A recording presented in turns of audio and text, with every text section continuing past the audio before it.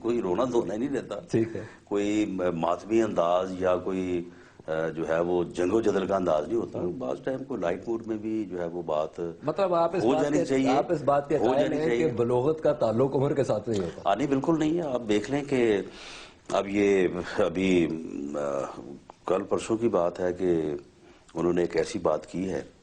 اب وہ 3 صاحبان جو کہ اس میٹنگ میں موجود تھے وہ جانتے ہیں یا ان کا خدا جانتا ہے.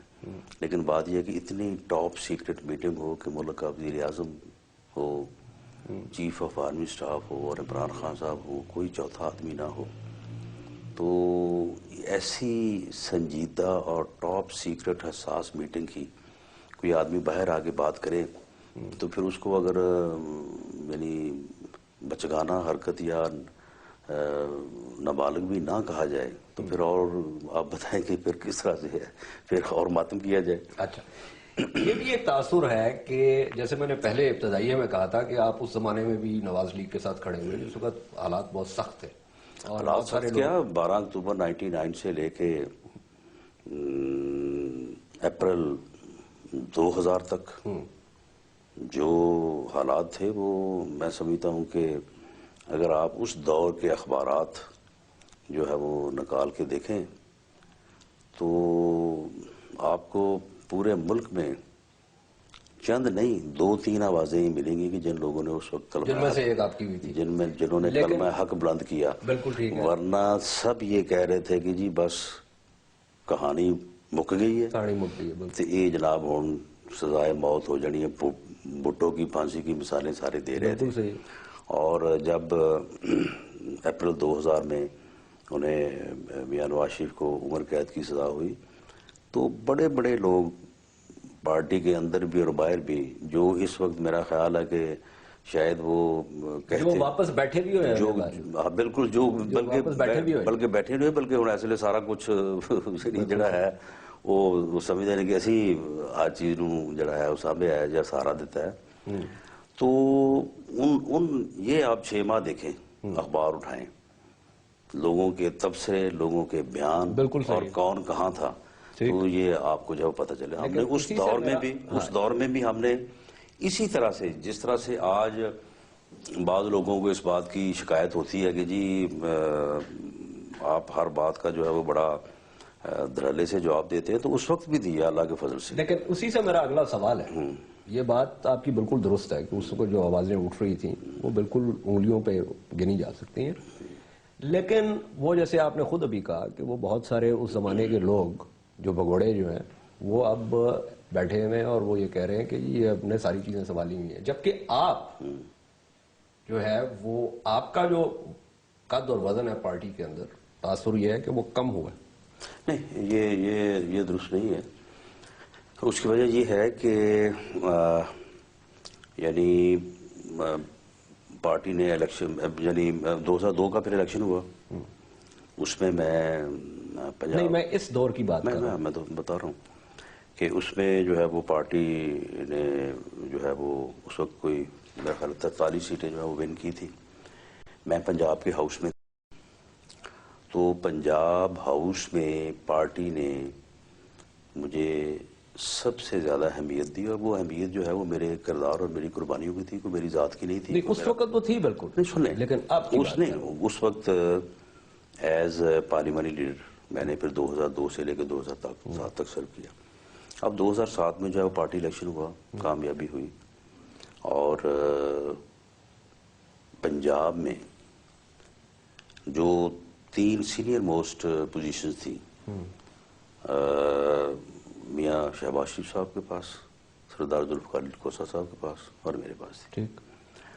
اور اب یہ جو ہے 5 سال کا دور وہ آپ کے سامنے ہے. اس میں بھی ہم نے وہی اپنا جو کردار تھا کہ پوری طرح سے پارٹی کو, پارٹی لیڈرشپ کو ڈیفینڈ کریں, پارٹی کے لیے کام کریں.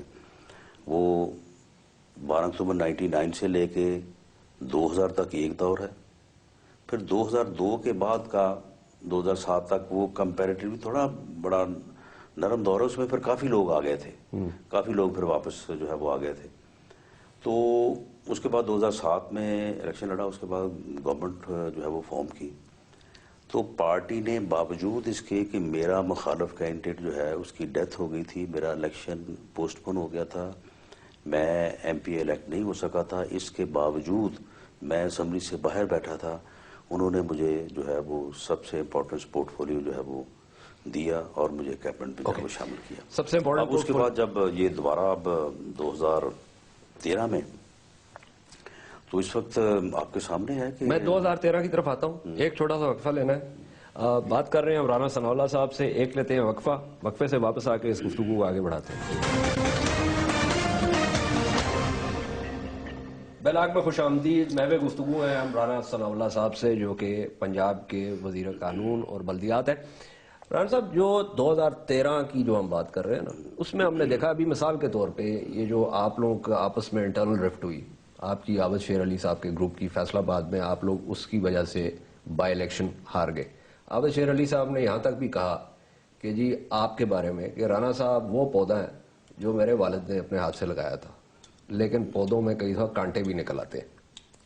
اور یہ بھی تاثر ہے کہ پنجاب کے چیف منسٹر جو ہیں وہ آپ کو اپنے سے دور کر رہے ہیں۔ ہاں نہیں، یہ تاثر تو خیر بالکل 100% نہیں، 1000% جو ہے وہ غلط ہے، بلکہ چیف منسٹر صاحب اپنی ذمہ داریوں میں جتنا میرے اوپر اعتماد کرتے ہیں، میں بعض اوقات یہ خواہش کرتا ہوں کہ وہ تھوڑا کم ہو تاکہ مجھے بھی کچھ تھوڑی بہت فرصت ملے، کچھ دوسرے معاملات میں الیکشن کے حوالے سے اپنے حلقے کے اوپر بھی تھوڑی توجہ میں دے سکوں۔ یہ بات تو بالکل غلط ہے۔ رہی بات الیکشن کی، تو الیکشن جو ہے، جو بائی الیکشن ہوا تھا، اس الیکشن کو ہرانے میں نہ تو کوئی میرا عمل دخل تھا اور نہ ہی عابد شیر علی صاحب کا کوئی عمل دخل تھا۔ اس کی وجوہات اور تھیں، اور وہ ان میں سے بنیادی وجہ یہ تھی کہ وہاں سے 35 کے قریب ایکٹیوسٹ جو تھے پارٹی کے، انہوں نے ٹکٹ کے لیے اپلائی کیا، ایک کو ٹکٹ ملا اور باقی 34 نے جو ہے وہ بریکیں لگا کے بیٹھ گئے، اور وہ پارٹی کی انٹرنل یعنی اس حلقے کی حد تک کی جو ہے وہ رفٹ کہہ لیں کہ الیکشن کو وہ موبلائز نہ کر سکے۔ اور جس ایک کو ملا وہ آپ کے گروپ کا بندہ تھا؟ نہیں، وہی ڈی سیٹ ہوا تھا، خواجہ اسلام صاحب، جو کہ پارٹی کے وہاں پہ صدر بھی رہے اور اس حلقے سے 5 مرتبہ منتخب بھی ہوئے، اور باقاعدہ سروے کروایا گیا، اور سروے میں انہی کا نام جو ہے وہ ایک بہتر کینڈیڈیٹ کے طور پہ آیا، اور اس انداز سے فیصلہ جو ہے وہ میاں صاحب نے سارے حقائق کو مد نظر رکھ کے کیا۔ اور پھر دوسرا یہ ہے کہ باوجود وہاں پہ پارٹی کی قیادت تو جا نہیں سکتی تھی، نہ پرائم منسٹر جا سکتا، نہ چیف منسٹر، نہ میں ہی جا سکتا تھا، میں بھی اس حلقے میں داخل نہیں ہو سکتا تھا کیونکہ میں منسٹر تھا۔ ٹھیک ہے۔ ورکرز کے پاس یہ سارا معاملہ تھا۔ ورکرز دیکھیں، جو ضمنی الیکشن ہوتا ہے، یہ اس بات کا الیکشن نہیں ہوتا کہ کس پارٹی اور کس کینڈیڈیٹ کے ووٹ زیادہ ہیں، یہ اس بات کا الیکشن ہوتا ہے کہ کون سی ٹیم اس دن اپنے ووٹرز کو گھروں سے نکال کے زیادہ سے زیادہ پول کروا لیتی ہے۔ نہیں، لیکن رانا صاحب اس حلقے میں 54,000 ووٹ، 54,000 ہم نے ایک اور چیز بھی دیکھی نا کہ پنجاب میں ضمنیوں میں ہمیشہ جو پارٹی اوور آل جیتی ہے اسی کا کینڈیڈیٹ جیتا ہے، لیکن اس دفعہ معاملہ الٹ ہوا۔ اس دفعہ معاملہ اس لیے الٹ ہوا کہ وہاں پہ جو ہماری ٹیم تھی وہ ووٹرز کو موبلائز کر کے، یعنی مسلم لیگ نے لیا جنرل الیکشن میں 54,000 ووٹ، ٹھیک، اور پی ٹی آئی نے لیا جنرل الیکشن میں 22,000 ووٹ، جماعت اسلامی نے لیا 5,000 ووٹ، پیپلز پارٹی نے لیا 7,000 ووٹ۔ اب پی ٹی آئی کے 22 جمع 7 جمع 5 ہو گیا 34,000 ووٹ، انہوں نے اپنے 34,000 میں سے 21,000 ووٹ پول کروایا، اور ہم نے اپنے 54,000 میں سے 18,000 ووٹ پول کروایا۔ میننگ دیر بائی کہ یا تو یہ ہوتا نا کہ ان کا ووٹ جو ہے وہ 50,000 ہو جاتا اور ہمارا ووٹ جو ہے وہ 15,000 ہو جاتا۔ ووٹ یعنی اصل وجہ ہی یہ تھی کہ کیونکہ اس حلقے کے تقریباً تمام جو ایکٹیوسٹ ورکر تھے ان سب نے اپلائی کیا۔ ٹکٹ دینے میں ہمیں کچھ دیر ہوئی، ہم نے سروے وغیرہ کرواتے رہے، 15-20 دن ہو گئے، 15-20 دن ان کی پوری کھینچا تانی ہوئی آپس میں، اور جب ایک کو ٹکٹ ملا تو باقی لوگوں نے اس کے ساتھ قطعی طور پہ تعاون نہیں کیا. وہاں پہ اس کے علاوہ اور کوئی اور دوسری وجہ نہیں. وہ آپ کہتا رہے کہ جی میں نے ہروا دیا ہے, کوئی کہے جی میں نے جتوا دیا ہے, یہ سب باتیں جو ہیں نہیں. لیکن بے معنی عابد ہیں. شیر علی صاحب کیوں کہتے ہیں کہ جس کو ٹکٹ ملا وہ ان کی رائے باقی اراکین کی رائے سے مختلف تھی اور وہ نہیں چاہتے تھے کہ ان کو ٹکٹ ملے؟ نہیں تو یہ تو کسی کی رائے پہ ٹکٹ دیا ہی نہیں ہے. یہ تو باقاعدہ جو 35 کینڈیڈیٹ تھے ان میں سے 10 لوگوں کو شارٹ لسٹ کیا گیا اور ان 10 کا جو ہے وہ سروے کرایا گیا. سروے میں جس کینڈیڈیٹ کے امکانات زیادہ تھے اس کو جو ہے وہ ٹکٹ دیا گیا. اس میں کسی کی رائے کا تو کوئی اس میں معاملہ ہی نہیں ہے. باقی یہ تو ایک میرے خیال میں آپ لوگوں کے لیے ایک بات ہوگی پریشانی کی کہ پارٹی کے ٹکٹ کی بجائے وہاں پہ یہ انفرادی جو کھینچا تانی تھی وہ اتنی زیادہ. تو یہ کھینچا تانی ہوتی ہے, یہ تو ہر جگہ پہ ہوتی ہے. اتنی زیادہ نہیں, دیکھیں اس میں یہ ہے کہ کیونکہ ضمنی الیکشن میں پارٹی کی فضا نہیں نہ بنتی, الیکشن کی فضا نہیں بنتی, لوگوں کی وہ انوالومنٹ نہیں بنتی, تو اس لیے اس قسم کے جو اندرونی اور لوکل تنازعات جو ہے نا وہ زیادہ سر اٹھاتے ہیں. جنرل الیکشن میں یہ ہوتا ہے کہ پورا ملک جو ہے, پوری پارٹی جو ہے وہ انوالو ہوتی ہے, یہ چیزیں جو ہے وہ پھر ایک سائڈ پہ چلی جاتی ہیں. لیکن یہ جو گروپنگ ہے, دیکھیں ایک حلقہ ہوتا ہے, وہاں پہ 3-4 لوگ جو ہیں وہ الیکشن کے لیے کوشش کر رہے ہوتے ہیں, ان میں سے ایک کو ٹکٹ ملتا ہے تو باقی لوگ جو ہیں وہ تھوڑا بہت اپنی مخالفت جو ہے وہ کرتے ہیں. اور باقی جہاں تک بات ہے اس بات کا تعلق ہے کہ عابد شیر علی صاحب کا کہ جی میرے والد صاحب نے پودا لگایا تھا, تو بات یہ ہے کہ ان کے والد صاحب نے اور خواجہ اسلام جن کا بھی یہ ذکر ہو رہا ہے, یہ 2 آدمی آئے تھے میرے پاس اور انہوں نے کہا کہ جی آپ کیونکہ پیپلز پارٹی کے ساتھ آپ کا جھگڑا ہو گیا ہے, کیونکہ پیپلز پارٹی نے وہاں سے ٹکٹ دیا تھا میاں زاہد سرفراز کو اور لوکل لیول پہ ہماری ان کے ساتھ نہیں بنتی تھی. تو اس بنیاد کے اوپر یہ دونوں صاحبان میرے پاس آئے اور میں نے مسلم لیگ جو ہے اس کو جوائن کیا. اور اس کے بعد مسلم لیگ کے ساتھ میری اپنی کمٹمنٹ ہے, میری اپنی محنت ہے, میری اپنی سیکریفائسز ہے. اور رہی بات یہ کہ میں اب اس بات کا پابند تو نہیں ہوں کہ ایک آدمی جو ہے وہ سیاہ کرے سفید کرے اور میں اس کے اوپر جو ہے وہ تھم لگاتا رہوں. ان کے ساتھ اختلاف اگر ہوا ہے تو میں نے کبھی آج تک ان کے ساتھ یہ اختلاف نہیں کیا کہ جی ان کو پارٹی میں جو ہے وہ عزت نہ دی جائے. لیکن کچھ چیزیں ایسی ہیں مقامی طور پہ کہ ان کے اوپر جو ہے وہ اگر اختلاف ہوا ہے تو اسے اصولوں کی بنیاد کے اوپر جو ہے وہ کیا ہے. اور میں نے کبھی یہ بھی نہیں کیا کہ میں کوئی خواہ سے, یعنی مثال کے طور پہ اب یہ بلدیاتی الیکشن ہونے جا رہا تھا, اگر یہ بلدیاتی الیکشن ہوتا تو اب ان کا ارادہ تھا کہ وہ اپنے دوسرے بھائی کو میئر بنائیں گے. ہم سمجھتے ہیں کہ پارٹی میں صوبائی, قومی اور بلدیاتی سیاست ایک گھر میں اکٹھی نہیں ہونی چاہیے. اب یہ میرا موقف تھا. اب جب الیکشن ہوا تو بورڈ میں چوری شیر علی صاحب بھی موجود تھے, میں بھی موجود تھا. وہ اپنے دوسرے بیٹے کو ٹکٹ دلانا چاہتے تھے لیکن میں نے کہا کہ یہ نہیں مناسب, اب آپ اس کو مخالفت سمجھیں. باقی ہر حلقے میں آپ کہتے ہیں جی اے درست ہے, میں کہتا ہوں نہیں جی ڈی درست ہے, تو یہ تو اختلاف ہوتا ہے. مجھے آپ کی بات سے اتفاق ہے, لیکن اگر اسی دلیل کو ہم آگے بڑھائیں تو پھر جو اس وقت معاملہ ہے پنجاب کی اپنی جو طرز حکومت ہے جس میں آپ کے چیف منسٹر جو ہیں انہوں نے پچھلی دفعہ تو 14 منسٹریاں تھیں ان کے پاس, اب پتہ نہیں کتنی ہیں, اب کوئی بھی نہیں ہے. اب اس کے علاوہ جو ہے وہ میاں نواز شریف صاحب کی صاحبزادی جو ہے ان کے پاس ایک پروگرام, ان کے شہباز شریف صاحب کے بیٹے کے پاس ایک اور پروگرام, ٹھیک ہے. اسی طرح اگر شہباز شریف صاحب کے پاس اس دفعہ کچھ نہیں ہے تو میاں صاحب نے ادھر کوئی جو ہے نا منسٹری اپنے پاس رکھ لی ہیں. تو پھر یہ جو دلیل, اور میں آپ کی دلیل سے اتفاق کرتا ہوں, تو پھر شیر علی صاحب کی جو فیملی ہے انہوں نے کہا جی ٹھیک ہے طرز حکومت ہی یہی ہے تو پھر اس میں کیا برائی؟ نہیں, یہ طرز حکومت بالکل نہیں ہے.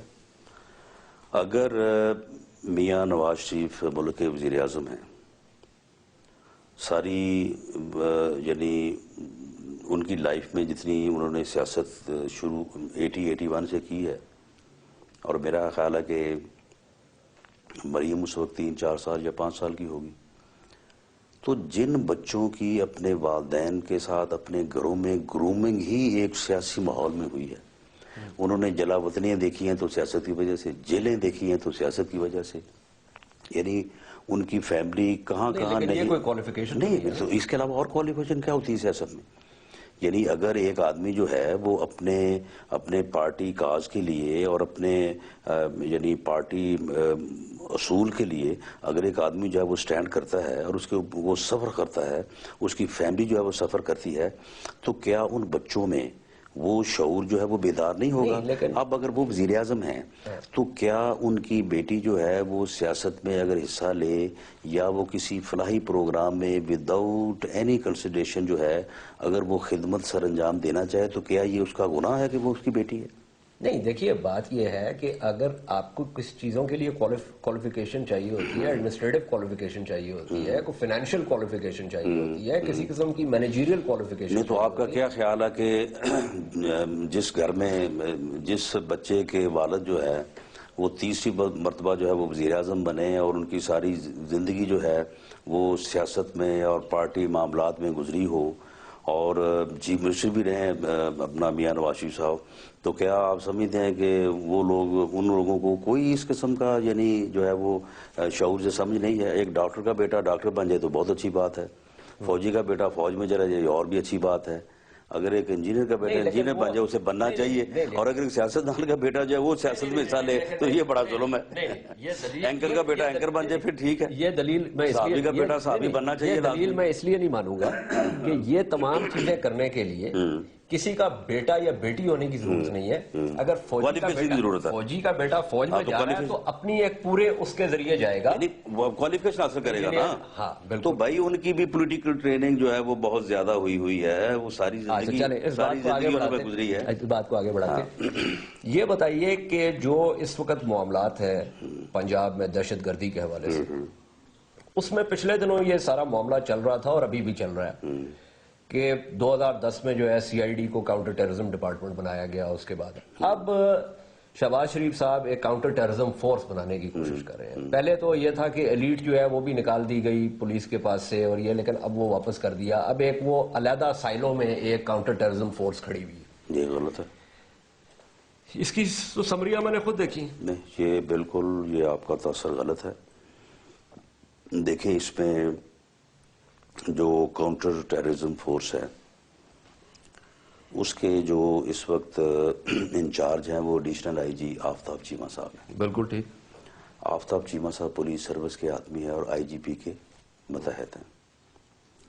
ایلیٹ فورس پولیس سے نکالی گئی، یہ بالکل غلط بات ہے. ہوا یہ کہ ایلیٹ فورس کا سکول جو ہے وہ 1 سال کے لیے کاؤنٹر ٹیررزم فورس کے لوگ جو بھرتی کرنے جا رہے ہیں ان کی ٹریننگ کے لیے ہم نے ایلیٹ سے اس کو جو ہے وہ لیا. بالکل صحیح.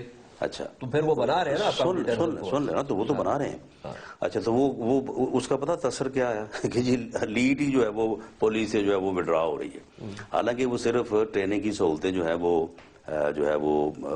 لی نہیں گئی، بلکہ وہاں پہ وہ ٹائم مختص کیا کہ وہاں پہ وہ لوگ کریں. اچھا میں نے ایک اب اس میں یہ ہے، واپس آتا ہوں کیونکہ یہ بڑا اہم وہ ہے، اس کے بارے میں نے کافی لکھا بھی ہے. وقفے کے بعد رانا ثناء اللہ صاحب سے واپس اس بحث کو آگے بڑھاتے.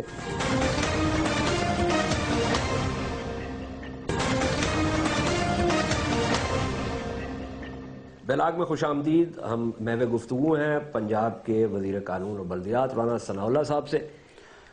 اچھا تو یہ میں یہ عرض کر رہا تھا کہ ایلیٹ فورس کو پولیس سے نہ نکالا گیا، نہ کوئی ایسی بات ہے، نہ کوئی بات تھی. اب آ جائیں جو اینٹی ٹیررسٹ فورس جو بنانے جا رہے ہیں اس میں دیکھیں ہم اس میں کم از کم 2000 آدمی اس کو دیکھیں. نہ تو پولیس کی ٹریننگ جو ہے وہ اینٹی ٹیررزم ہے، نہ ایلیٹ کی ٹریننگ جو ہے وہ اینٹی ٹیررزم ہے. یہ دونوں فورسز ہیں جو یوزول کرائم کے لیے جو ہے وہ بنائی گئی تھی. اینٹی ٹیررزم جو ہے وہ بالکل ایک ہٹ کے جو ہے وہ ٹریننگ ہے جو ہم کم از کم 2000 آدمیوں کو جو ہے وہ ٹریننگ دینا چاہتے ہیں.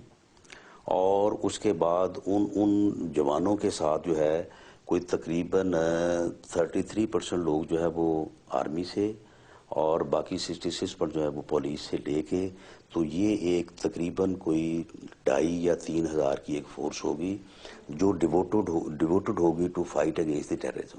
اب دیکھیں یہ 3,000 لوگ جو ہیں یہ جب تک... اچھا میں ذرا اگر اس میں تھوڑا سا مخل کروں ہو جاؤں اگر آپ کی بات میں، کیونکہ میں اس ایشو کے اوپر کافی خود بھی کام کرتا ہوں.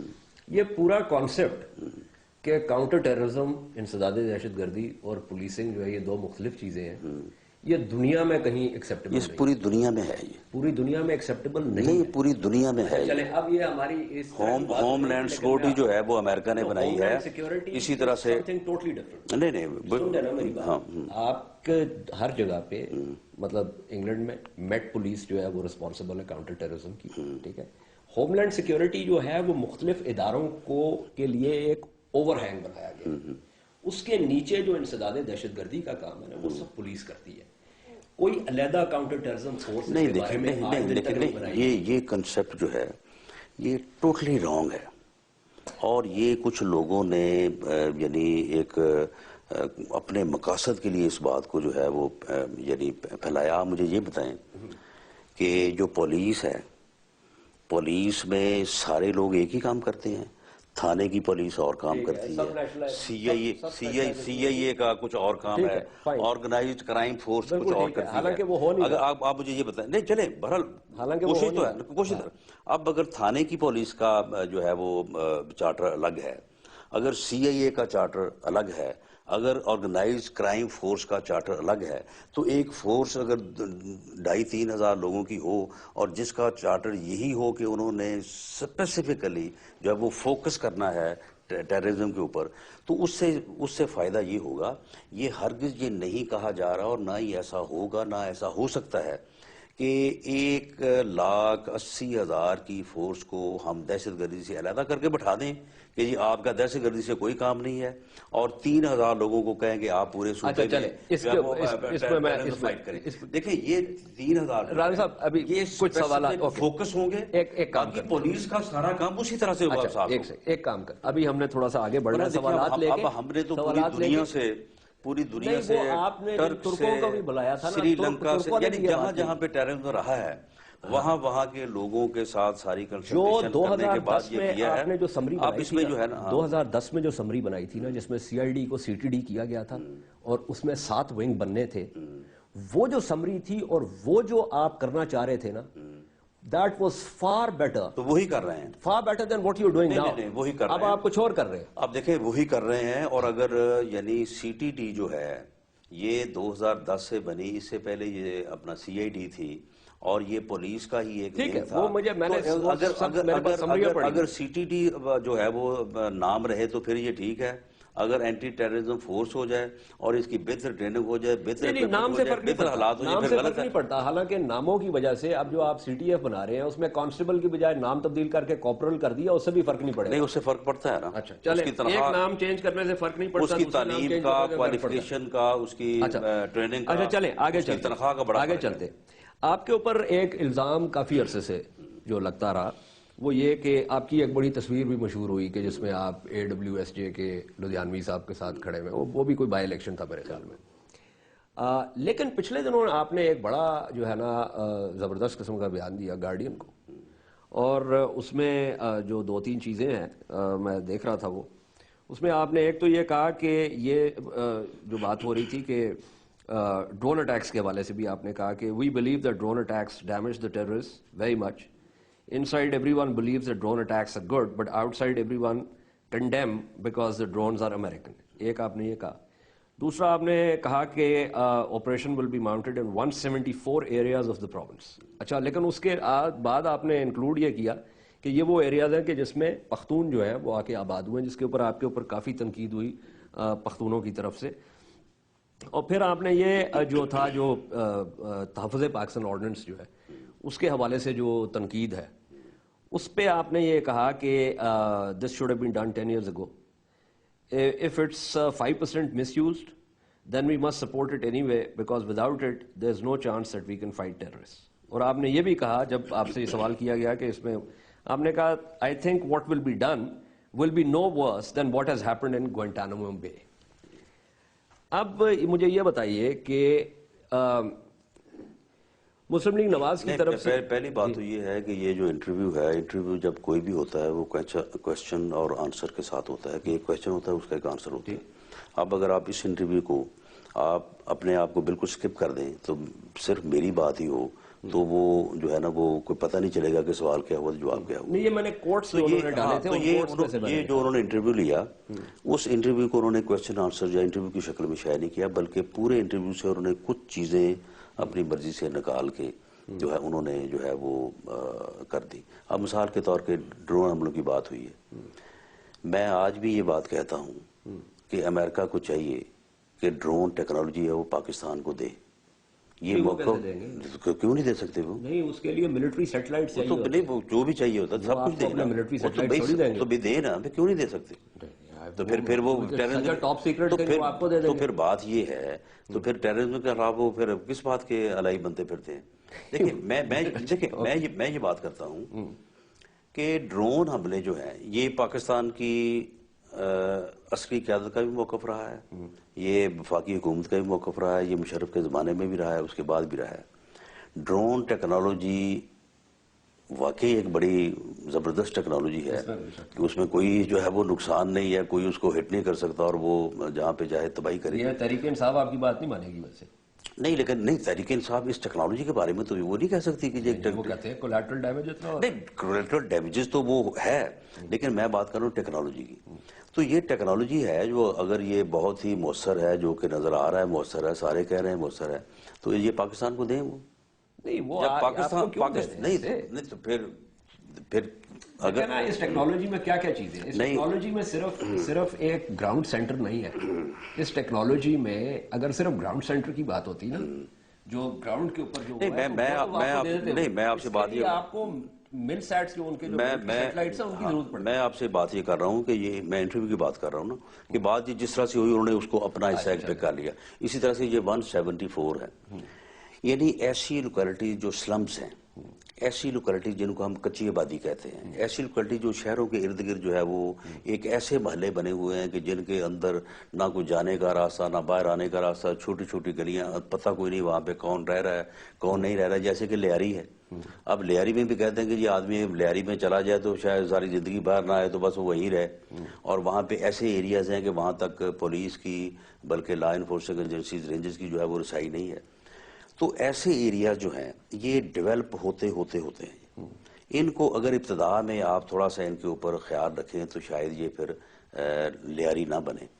اس لیے ہم نے ایسی لوکیلٹی جو آئیڈینٹیفائی کی ہیں ان لوکیلٹیز میں ہم سرچ آپریشن جو ہے وہ پہلے بھی کرتے رہے ہیں، اب بھی ہم نے بڑے مربوط انداز میں وہاں پہ شروع کیا ہے تاکہ وہاں پہ جو بھی کرمنلز ہیں ان کرمنلز کو جو ہے وہ ڈگ آؤٹ کیا جائے اور ان کو قانون کے حوالے کیا جائے. اب رہی وہاں پہ پشتونوں کی بات، دیکھیں جی ایک پشتون یا ایک پٹھان جو خیبر پختونخوا کا رہنے والا ہے، شناختی کارڈ اس کے پاس ہے، اس کا آئینی حق ہے کہ وہ یہاں پنجاب میں کسی بھی آبادی میں کسی بھی شہر میں رہے.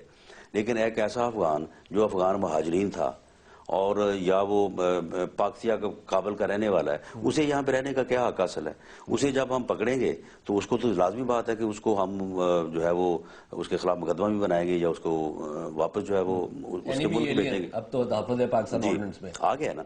تو اب اس سرچ آپریشن کو آپ اس کو اس طرح سے نفی کر دیں ادھر وزیرستان کے آپریشن سے، تو یہ بات ایسے نہیں ہے. نہیں، تو اس میں جو پنجابی طالبان ہیں اور ایک زمانے میں ابھی سے کچھ عرصہ پہلے تک 8-9 مہینے پہلے تک جس وقت بات ہوتی تھی میرے پروگرام میں بھی پرویز رشید صاحب اور آپ کے جو رہنما ہیں انہوں نے کہا کہ جی پنجاب میں تو کوئی طالبان ہے ہی بالکل نہیں ہے. ٹھیک ہے، اچھا پنجاب میں نہ صرف یہ کہ پنجابی طالبان ہیں، کہاں پہ ہیں وہ؟